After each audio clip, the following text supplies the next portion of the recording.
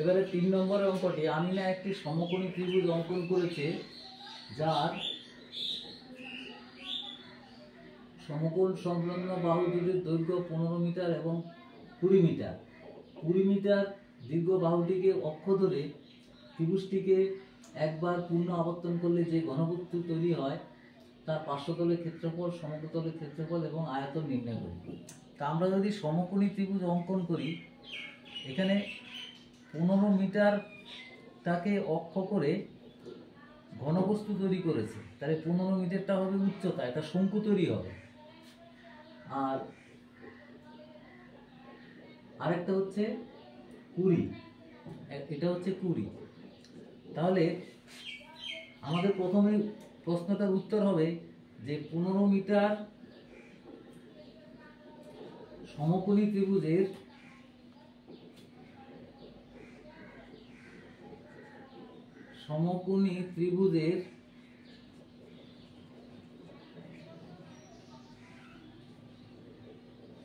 পনেরো মিটার বাহুকে অক্ষ করে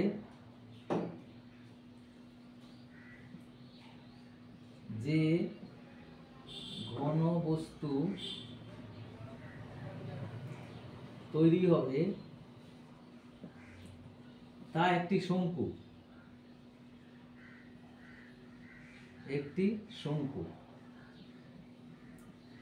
এবং উচ্চতা হবে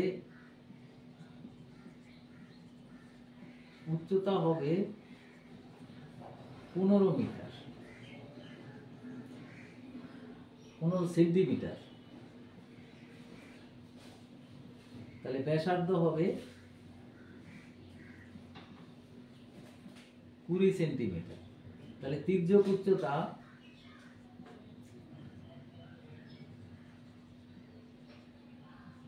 এল হবে √15 স্কয়ার প্লাস 20 স্কয়ার, তার মানে হচ্ছে 225 প্লাস 400 তার বর্গমূল, তাহলে হবে 625 মানে 25 সেন্টিমিটার। তাহলে এটা হবে 25 সেন্টিমিটার এল। এবার এক এক করে আমাদের নির্ণয় করতে হবে। কি কি বলেছে নির্ণয় করতে? তার ক্ষেত্রফল, পার্শ্বতলের ক্ষেত্রফল, সমগ্রতলের ক্ষেত্রফল এবং আয়তন। তাহলে পার্শ্বতলের ক্ষেত্রফল 1 নম্বর হচ্ছে পার্শ্বতলের ক্ষেত্রফল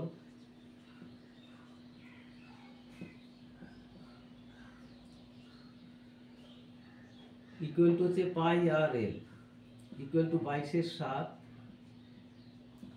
ইন্টু আর মানে হচ্ছে 20 ইন্টু এল মানে হচ্ছে 25। তাহলে এটা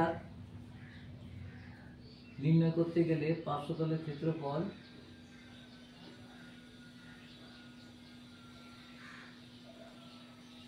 শঙ্কুর পার্শ্বতলের ক্ষেত্রফল হচ্ছে পাই আর এল। এটা গুণ করলে হবে 500, এটা 25 দুগুণে 50, 500 ইন্টু 22 11,000 22/7। তাহলে এটা হবে, এটা যদি ভাগ করি 157 পূর্ণ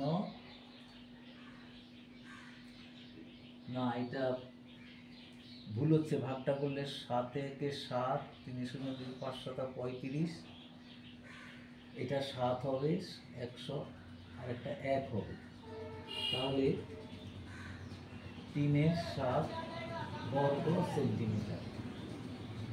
এবার হচ্ছে 2 নম্বরটা হচ্ছে সমগ্রতলের ক্ষেত্রফল।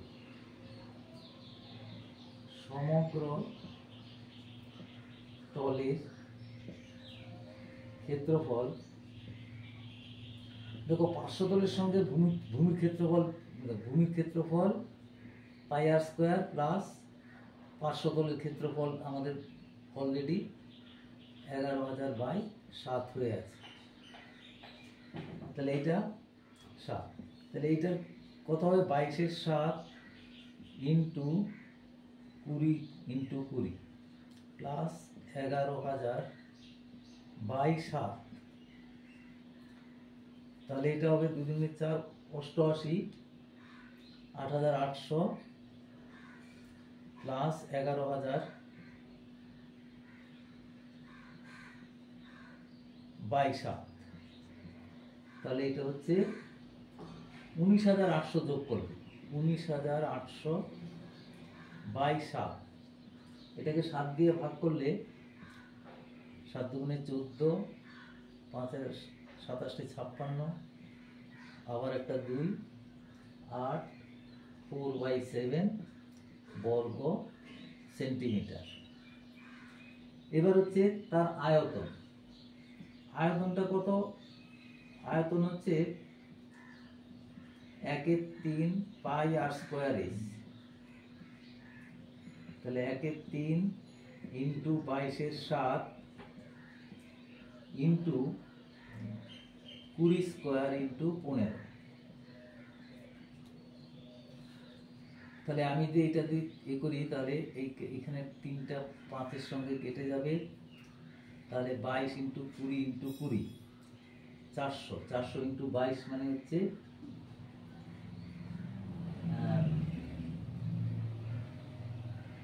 88, আজকে 5 দিয়ে গুণ করলে 50 40 4, 50 40 4, 50 40 0, 50 40 44, তার সামনে দুটো 0, 44,000 বাই 7 সমান, এটাকে ভাগ করলে 6 7 42, 6 7 42, 2 7 দুগুণে 14, তারপর 8 5 0 5/7, এটা ঘন সেন্টিমিটার, ঘন সেন্টিমিটার আয়তন। এই 3টে অঙ্ক হলো।